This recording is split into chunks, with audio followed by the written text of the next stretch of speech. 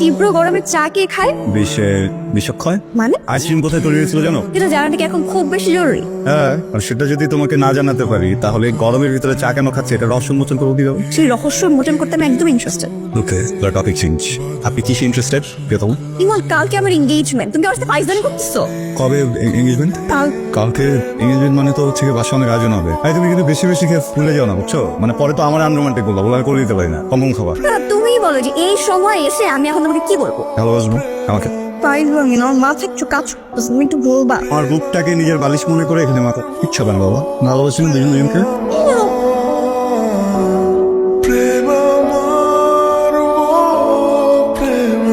যেই আসুক সস্কার যদি হাতটা দেখায় বা পিছন থেকে কোনো গাড়ি যদি তোরে সিগন্যাল দেয় থামবি না, উড়ে দিচ্ছি, বুঝছো? কিন্তু ওখানে কি বলতে কি? ওনার ফ্রেন্ড আছে আসি কে কথা মিলেছে ওর কাজিন বাসা, ওখানে আমাদেরকে নামাই দিয়ে তারপরে ওরা সবাই চলে আসবে আবার শিখবে সুন্দর করে দেয়।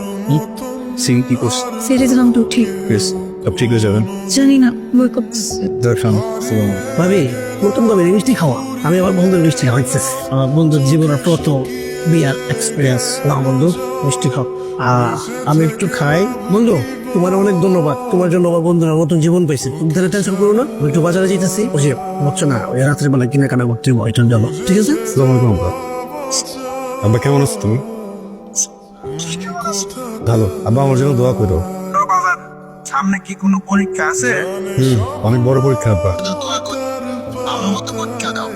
আব্বা আব্বা তোমার মাফ করে দেও আব্বা। তুমি দেখতে বদলির মতো স্নিগ্ধ, অথচ আলো ছায়ার একটা খেলা আছে। তোমার দেখতে কেমন লাগছে জানো? 90 দশকের মধ্যবিত্ত ঘরের বউয়ের মতো। তো বাস্তবতা দেখো, দুইজনই দারিদ্র সীমার তলে পড়ে আছে। সরি, আমি তোমাকে কখনো দিতে পারিনি। ক্ষমতা তো আছে আমার কাছে, কিন্তু ওই যে অনেক বেশি ভারী তো, তাই পরে নিয়ে রেখেছি। ভালো আছে মানে? আমি তো আমার বিয়ের গহনা নিয়ে আসছি। কি বলো? কেন? তুমি না বলছিলা ব্যবসা করবো? তোমার বাবাকে আমার কথাটা বলে আসতে বা মা বাল সবসময় করে থাকবো। এটা আমার মা শাড়ি বাবাকে রেখেছে। আমার বাবা না আমার মাকে অনেক ভালোবাসে, এখনো আছে। মা মারা যাওয়ার পর থেকে সে কখনোই ঘর থেকে বের হলো, সবসময় ঘরে বসে থাকতে। আমাদের বাড়ির একটা নিয়ম ছিল, মার বানানো নিয়ম, প্রতি হাট বারে বাবাকে শর্ত দেওয়া ছিল মার জন্য 10 টাকার জিলাপি নিয়ে আসতে। বাবা যদি কোনো হাট বারে সেটা ভুলে যেত, সেদিন মা তাকে ঘরেই ঢুকতে দিতেন। বাবা অনেক ভালোবাসতো আমাকে, অনেক। আমি না আমার আব্বার মতো তোমাকে ভালোবাসতে চাই, কিন্তু আমি না আমার বাবার মতো কখনো একা থাকতে চাই। আমি চাই আমার শেষ দিন পর্যন্ত তুমি আমার পাশে থাকো। এটা পুরো, কখনো ভয় পেও না, আমি তোমাকে কখনো ঠকাবো না। ঘুমাও। কালকে রাত থেকে জেগে না আমি ধকল গেলে আসি। ঠিক আছে, কিন্তু তোমার তো একটা চাপাও থাকতে পারে, তাই না? বাবা, যেই মানুষটাকে সারা জীবনের জন্য পেয়ে গেছি, আজকে রাতটা না হয় না পেলাম।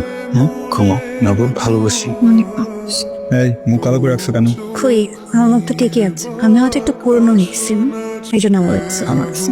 নবু কেমন আছো? ভালো, কিন্তু মনের মধ্যে না কেমন জানি একটা অশান্তি কাজ করতেছে। সবকিছু ঠিক আছে, তাও যেন মনে হচ্ছে কোনো কিছু ঠিক। কেন? আমি আসলে বাবা মাকে ছেড়ে কখনো এতটুকু থাকিনি তো, কোনো কথা হয় না, দেখা হয় না, তাই বোধহয় একটু খারাপ লাগছে। ঠিক হয়ে যাবে, ঠিক হয়ে যাবে। আচ্ছা ইমন, তুমি তো আমাকে একটু বেশি ভালোবাসলেও পারো, তাই না? তাহলে তো আর এই কমতিটা থাকে। যাকে ভালোবাসি তাকে আবার নতুন করে কিভাবে ভালোবাসবো? কি বলবো? আচ্ছা, আকাশটা কি সত্যি এত কাছে? আমার আকাশ আমার কাছেই। ফিরতে দেরি হলো কেন? মাসে ঢোকার সময় দীপকের সাথে দেখা হয়েছে, বুঝছো? বললো বাড়িওয়ালা নাকি আমাদেরকে নিয়ে বসে চিল্লাচিল্লি করতেছেন। কেন? না, আগামী মাসে আমরা অন্য কোথাও চলে যাবে। কিন্তু বাসা নেই। কি? হ্যাঁ, টাকা কোত্থেকে পাবো? আদর পাপা নিয়ে তুমি চিন্তা করো না, ওটা আমি দেখবো না। তুমি বুঝতেছো বাসা চেঞ্জ করতে কত খরচ? কত টাকা নেই? আরে বাসটিং অনেক খরচ হয়, ট্রাক ভাড়া, মালামাল নাও, শিপিং, অ্যাডভান্স, আরো কত কিছু। আচ্ছা, এমন একটা বাসায় এক ভাঙতে যাবে, আপনিটা কাপড়ের ব্যাগের জন্য ভাড়া করবো, ওরা কত হতে পারে বলো তো? 500 টাকা। 500 টাকা? আমি তো ছোট ছোট মেয়ের আগে জানাইছি না ভাই, বিয়ের জন্য তো সবাই চলে নিতে পারে। না না না না না ভাই, আমি বলি একটু শোনো। হচ্ছে কি যে ছুটির জন্য স্যার যদি চাই আমাদের পেনাল্টি দিন, চাকরি চলে। হ্যালো হ্যালো ভাই, কি হয়েছে? চাকরিটা গেল। কি চাকরি গেল? মানে কি হবে? আমি কি করবো?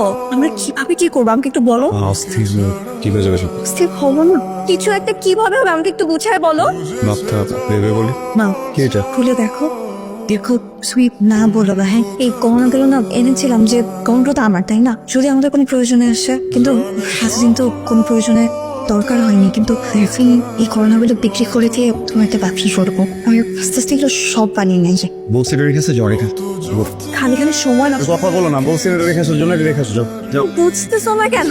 আমাদের হাতে সময় নেই। আমরা যেভাবে আসি এখানে তুমি নতুন চাকরি খুঁজবে, এটা সম্ভব না। আমাদের সার্ভাইভ করতে হবে। আমার কথাটা শুনো, যা বলছি না। আমার কাছে না পৃথিবীর সব থেকে দামি সম্পদ আছে। আমি নতুন সম্পদ দিয়ে কি করবো বলো? শোনো আসো, আমি তোমাকে বলি বসো। আমি যখন বাসায় ফিরতেছি হঠাৎ করে ফুটতেছে বুঝছো, দিয়ে বলে যে কালকে থেকে আমি জয়েন করতে পারবো। বলো তো কি আনছি? হ্যাঁ আলু চা নাও। কি নাবো? হ্যাঁ মন খারাপ কেন? মন খারাপ কখনো তো বিক্রি করে দিচ্ছে, বিক্রি করে মিষ্টি নিয়ে এসছি। হ্যাঁ দিয়েছি ম্যাডাম। এই যে আপনার সব কিছু এখানে কিছু বেঁচে কি ব্যাকি কি করবো অনার তোমার অনার বিক্রি করে দেবো না। কি হয়েছে বলো তো? এখন তো তোমার একটু হাসা উচিত, মিষ্টি খাওয়া উচিত। এই কে কিছু বলছে? হয়েছে বলো না প্লিজ। নাবো কি হয়েছে? বাবাকে ফোন দিচ্ছে। কেন? চলে আসো দূরে কোথাও কি হয়েছে? তুমি বাজে স্বপ্ন দেখছো? কি হবে? বাবা কালারেছি বাবা যাবো তো গাড়ি যাবো শত আমাকে নিয়ে যাবে। আমার তো কিছুই বলছেন। আমি পুলিশে খবর দিয়ে রেখেছি, তোরা আসলে আরেকবার ওদেরকে ফোন করে আমি জানিয়ে দেবো যে তোরা এখানে আছিস। তুই থেকে যাবি, ওকে পুলিশ নিয়ে যাবে। তুই পুলিশকে বলবি ও জোর করে তোকে তুলে নিয়ে গেছে, বলতে পারবি? কি বলছো বাবা এসব? বাবা আপনাকে বিয়ে করেছি, একটু বোঝার চেষ্টা করলো। বোঝার চেষ্টা করেই বলেছে। আরেকটা শর্ত আছে, দেখ ভালো লাগে কিনা। তুই মাত্রই জেনেছিস তুই কনসিভ করেছিস। তোর বাচ্চা ছেলে হবে না মেয়ে হবে তুই এখনো জানিস। তোর বাচ্চার কোনো শেপই হয় নাই। তোর বাচ্চার জন্য তুই এখন ইন্দোলা।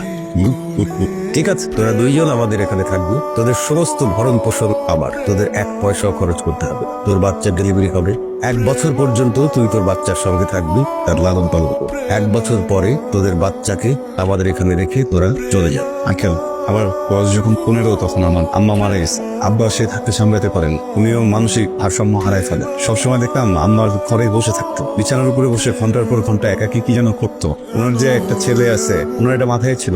কোনোদিনই আমার এসে জিজ্ঞেস করে নাই যে আমি খাইছি কিনা, দেখতে আসে নাই আমি ঘুমাইছি কিনা, শরীরটা কেমন, আমার জ্বর আসছে কিনা, পরীক্ষা দিচ্ছি কিনা, আমার পরীক্ষা কেমন হয়েছে, পরীক্ষা দেওয়ার পর আমি কি করবো। মানে খুব বাজে রকমের একা করছিল। আমার যখন নাবিলের সাথে পরিচয় হয়, ও আমার খুব খেয়াল রাখা শুরু করলো। আমি খাইছি কিনা, ঘুমাইছি কিনা, আমার শরীরটা কেমন, আমার কিছু লাগবে কিনা, আমার মনটা খারাপ কেন, আমি কিছু নিয়ে কষ্ট পাই কিনা। আমি না ভুলে গেছিলাম যে আমার পরিবার নাই। কিছু সময়ের জন্য মনে হইতেছিল যে আমার সবকিছুই নাবিল, আমার বাবা, আমার মা, আমার পরিবার, আমার শান্তি, আমার ঘুম। আমার যখন নাবিল এসে বলছে না যে আপনারা বিয়ে ঠিক করে ফেলছেন, আমি খুব ভয় পেয়ে গেছিলাম। ভয় পেয়েছিলাম যে আমি আমার পরিবার যেমন আরেকবার হারাই ফেলবো। তখন একবার আপনাদের কথা আমার মাথায় আসছে, পরিবার হারানোর ভয়ে সেলফিশের মুখে একটা কাজ করে ফেলছি। আপনি আমার মাফ করে দিয়ে নাকি নাবিলার ছাড়া আমি থাকতে পারবো না, আমার সন্তানের ছাড়াও থাকতে পারবো। আমরা যদি আপনি বলেন এখান দিয়ে চলে যেতে, আমি ওইটাও যেতে পারবো না। আপনি না পুলিশ দেখেন, পুলিশ এসে আমার জোর করে নিয়ে যায়, আমার পরিবার ছাড়া আমি থাকতে পারবো না।